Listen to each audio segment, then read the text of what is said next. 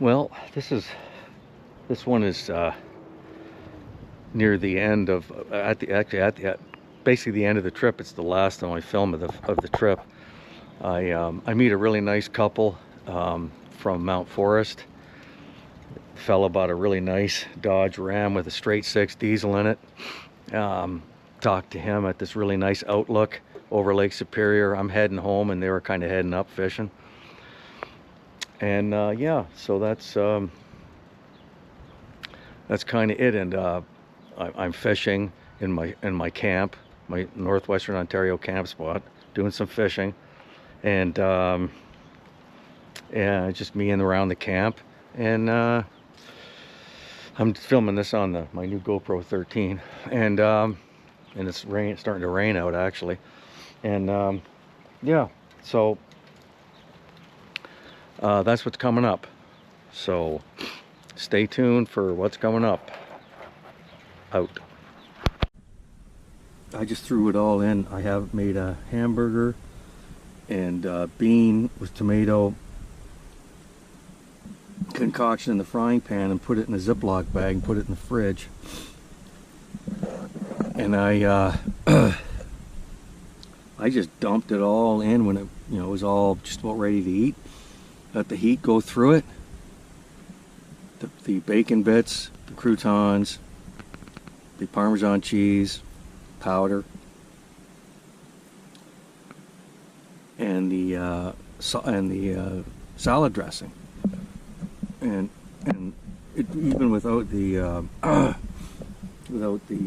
coleslaw, let's never mind that. It tastes fantastic. Wow. I did that before, and I thought it was a fluke or something. It tasted really good, but I just did it again, and it's fantastic. Because the lettuce, I bought the thing for the lettuce to put in wraps and stuff like that. And then I have these bags of the salad and dressing and all the bits and pieces, bobs that come with it. Well, I just throw it in a stir fry that I made, and it's fantastic. So there you go. There's a little overlanding tip. Salad bits and bobs in the bag aren't just for salads, man. You can toss that into your bean with oh, there's a good, keep them. There's a great big dragonfly just cruising around, probably hammering mosquitoes, which is good. Anyway, yeah, wow, who would have thought that? And here I am, way up northern Ontario in a secluded spot, having this. Wow, so now I'll just buy it, and the bags of stuff that come with it, I'll just toss it into a stir fry that I already have made up. Wow, it tastes fantastic. Anyway, who would have thought that, eh? Well, Bill, cooking tips from way out in the middle of nowhere, in the middle of somewhere, beautiful, out.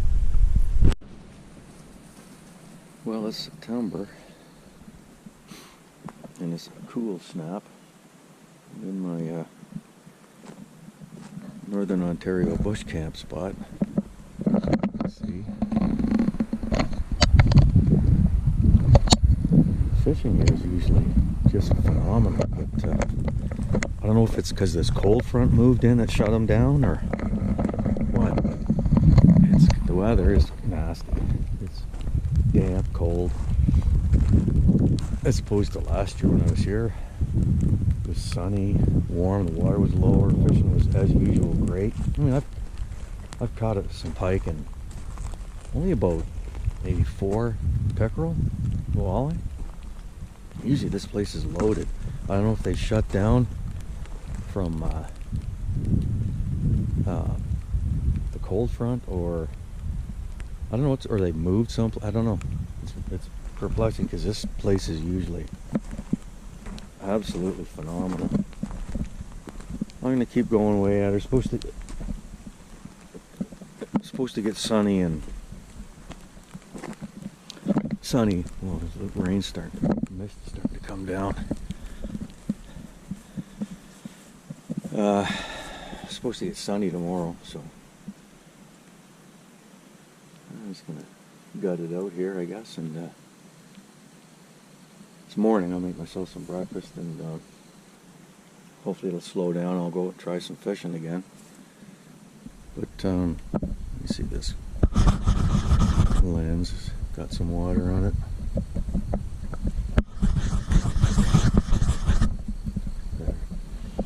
There.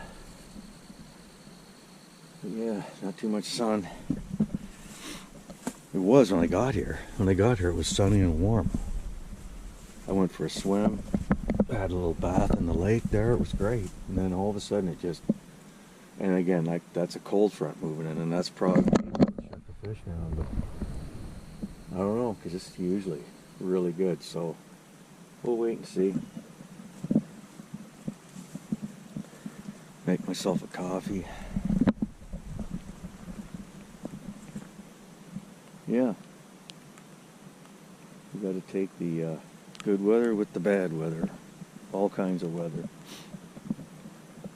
It's definitely been wet up here. The river, this area here, is higher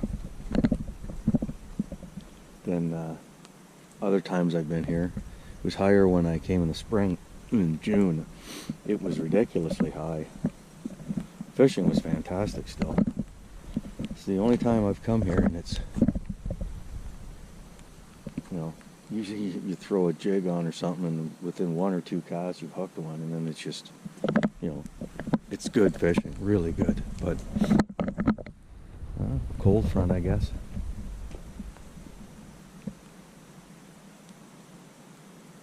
Anyway, time to get on with the task of camping out in the bush. Make myself something to eat.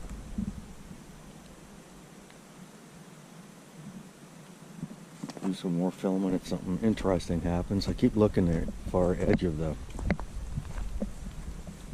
lake there because I've seen moose come out there, and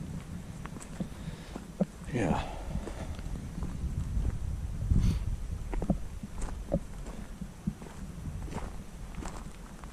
Got 360-degree.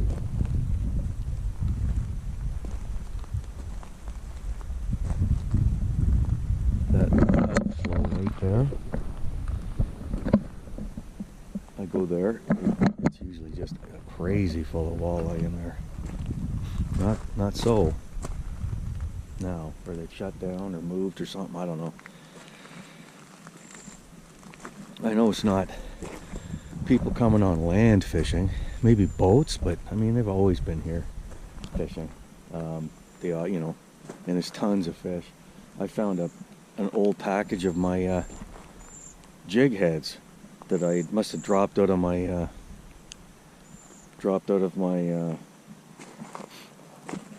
tackle in when I came in June. 'Cause I found it in the grass, and it was tangled underneath the grass. I went, oh wow, yeah, it was my old one from June.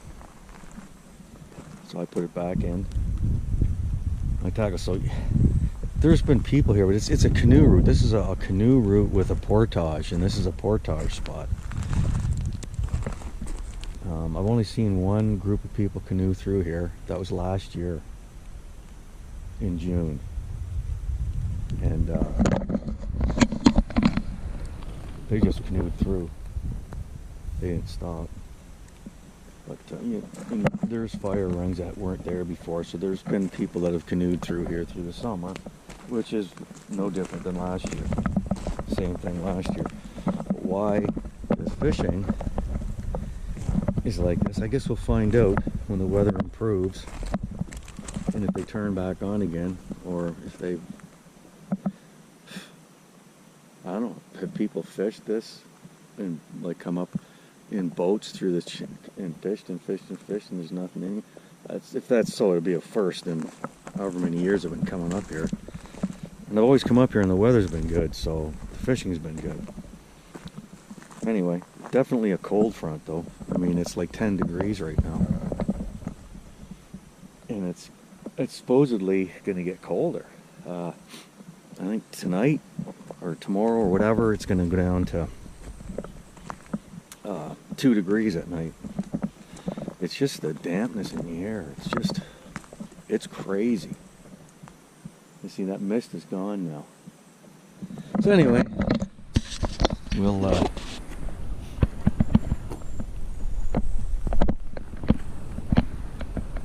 get back at her again. See if we can get these fish to turn back on, or if they're there. I don't know. Wild Bill out. Yeah, I just want to interject here that I put the camera on my head and went out, and I didn't get anything, but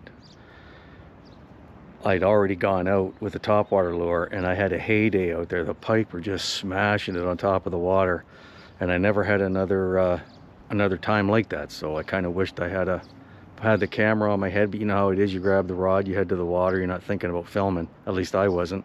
So anyway, so it's just me casting, bringing it in, but I don't get anything, which is unbelievable, because the first time I went out, it was absolutely insane how many pike were swirling at it, flying out of the water, hitting it. It was absolutely crazy. Anyway, Wild Bill out. Okay, I'm in my North Ontario spot, and I'm going to be fishing for pike on top of the water with this plug.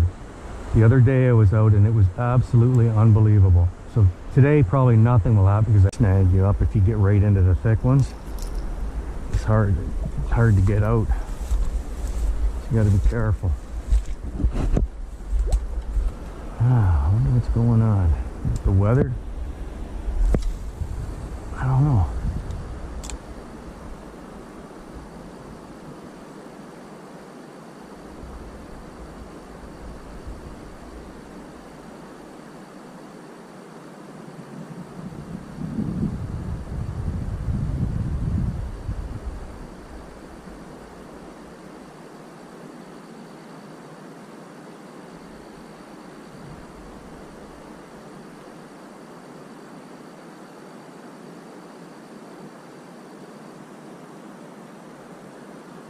Every day's different when you're fishing. I was testing this out at my camp spot, where the lake is right there, the water's right there. And I caught a small pike on top of the water with this thing, and I thought, okay, well, there's some aggressive fish in here. I gotta be careful. I don't want to go over my boots.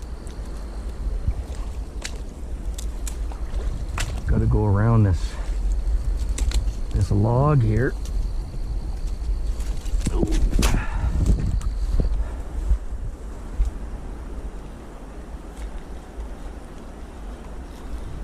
See these, lots of these weeds.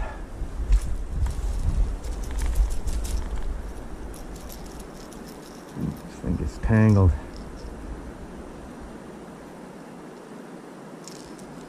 Big northern pike. Come on, guys, what's going on? Look at this juicy morsel that's swimming right above you.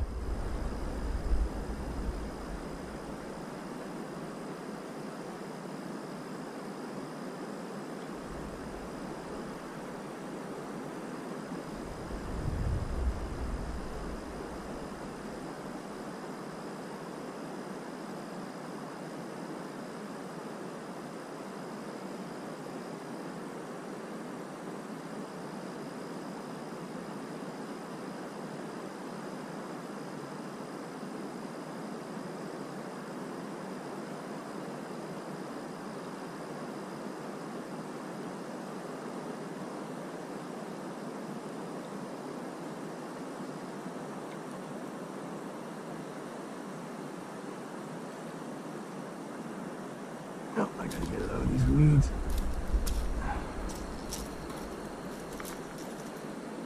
Oh well. Nothing right now. I'll go around. I was gonna shut you off, but I'll come around here.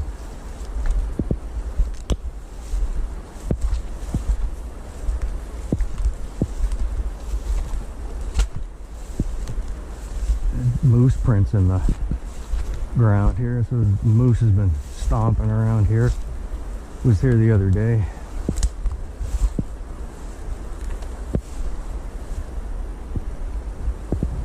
maybe I'll step out here to get around this tree. I don't want to go too far. Like I said, I want to go over my boots. Get these weeds out of my way. Okay. Oh, that might be out there. Too deep, but you never know. Wow. Weeds in the way.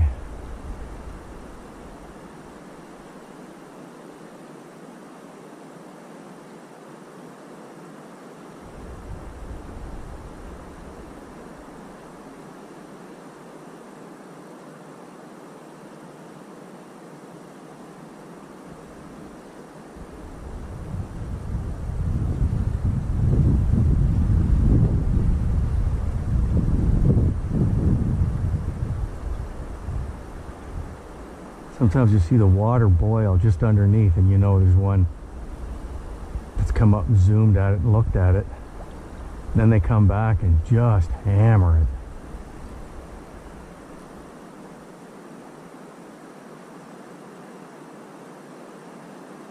Sometimes you let it sit there like that and give her a twitch. And maybe they're just move to just down a little bit.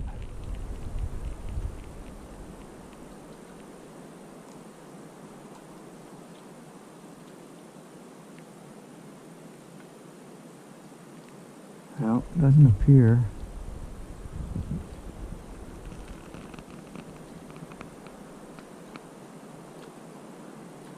Ooh, there we go. Holy mackerel, that shocked me.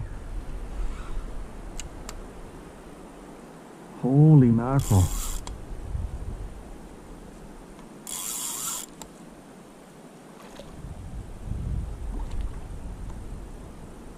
Wasn't expecting that, although I should, because sometimes they do hit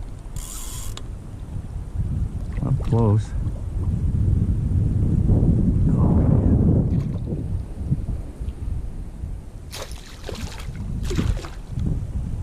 I'll unhook him and ooh.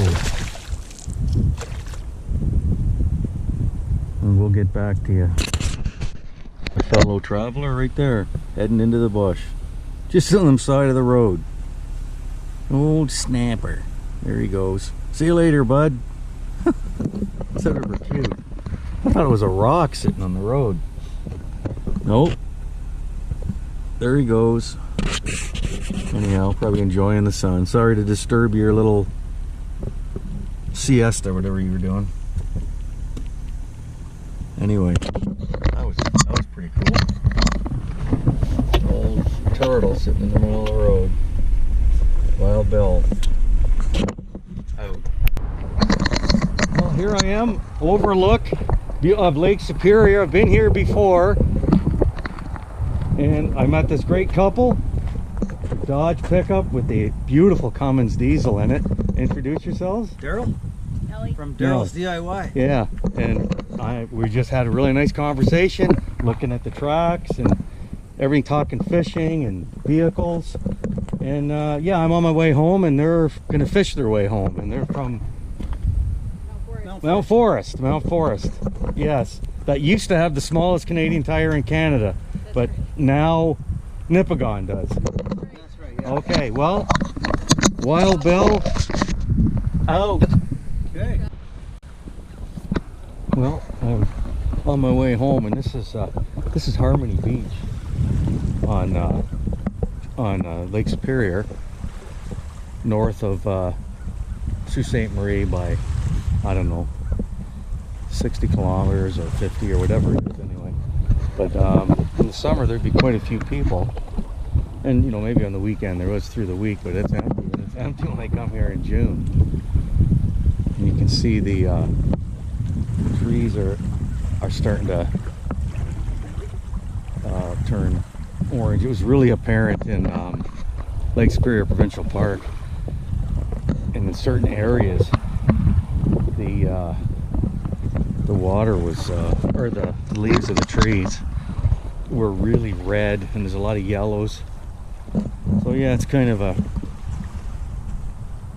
I don't know. It's, you know, nearing the end of the trip. It's an absolutely beautiful beach. I mean, look at that water. It's like an aquarium. Absolutely incredible. It's like an aquarium, how beautiful that water is. Yeah, stayed on here and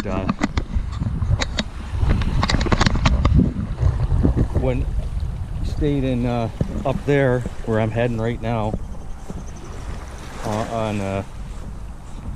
we stayed at, it was Addie's, Macaulay's, and we were sitting on chairs on the beach there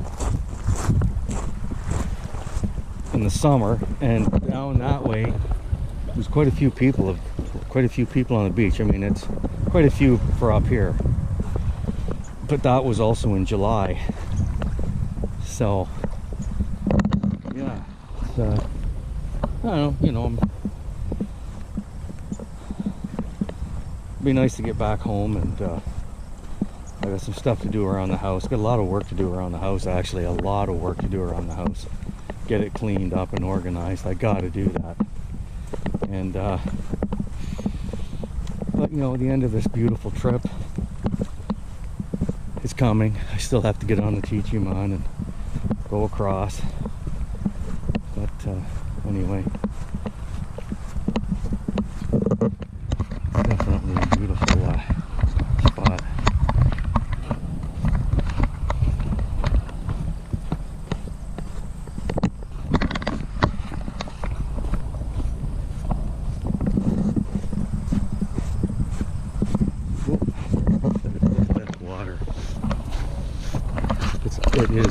Lake Superior is so beautiful. There are so many. I mean, I've seen the mountain vistas, and they are incredible, absolutely incredible. The Lake Superior is incredible in its own right. There's absolutely no doubt about it. I just want to keep a continuous film going here, me walking along. We stayed right here in our lawn chairs with our feet in the water, but way up. This water's low here. That's low. This was never this gravel spit that I'm coming to. It wasn't there in July or June when it came this year, but July that year, where this is the only place that I, well, it's not the only place, but the place I know of that in the summer you can go out, because it's shallow for quite a ways out, and the sun gets a chance to heat the water up, and so you can swim around in the water, and it's comfortable, it's cool, nice. But man, as you go out and get deeper, all of a sudden you just hit a wall, and it's like ice water. Superior's quite something. But yeah, I'm on this gravel sandbar. There's a river here, and the river and the lake are meeting right here, as you can see. Interesting, eh? How the waves are crisscrossing one another. Beautiful. Forget what river this is. But yeah, this sandbar is usually not here when the water's higher. But yeah, so this is it. This is Harmony Beach, Lake Superior. Beautiful little place. And you know, even when it's at its busiest in the summer, it's really not that, at least the time I was here in July. There's people, but they tend to congregate down that way. You come up here and, you know, when we were here there was like nobody. And it's so beautiful in the summer. When it's really, really hot, you can just go walking in there, or just put your chair, like we put our chair part way in the water with our feet in the water. It was fantastic. Beautiful memories of Harmony Bay, Harmony Beach. So anyway,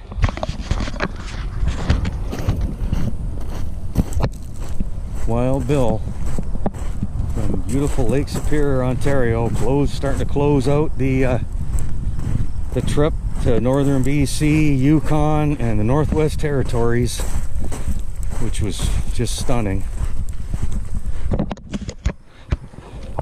If you like the content, subscribe and share. I'd really appreciate it. Wild Bill out. And if you like that, like, subscribe, and share. The videos now are going to be testing some camera equipment and some shop stuff, getting my vehicle ready for my next trip, which will be coming up. It's April right now, and I'll probably be taking off in June sometime again.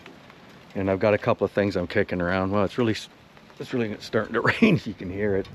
You can see that. Anyhow, so yeah, so like I said, I'll be doing some shop work and getting the vehicle prepped. It really doesn't need much, just a few little odds and ends. Unless I take the two-door someplace, then I need to do quite a bit of work on that, and some welding, cutting, things like that. But anyhow, Wild Bill out.